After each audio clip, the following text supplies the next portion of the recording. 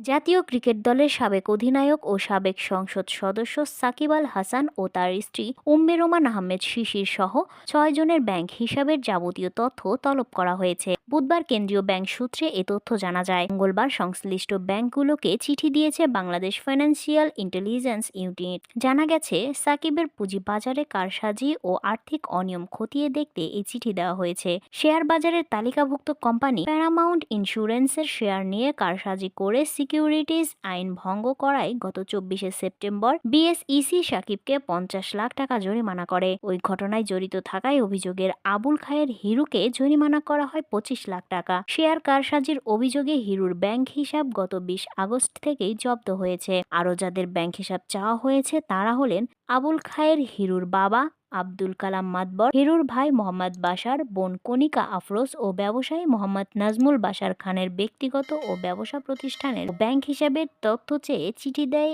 BFIU.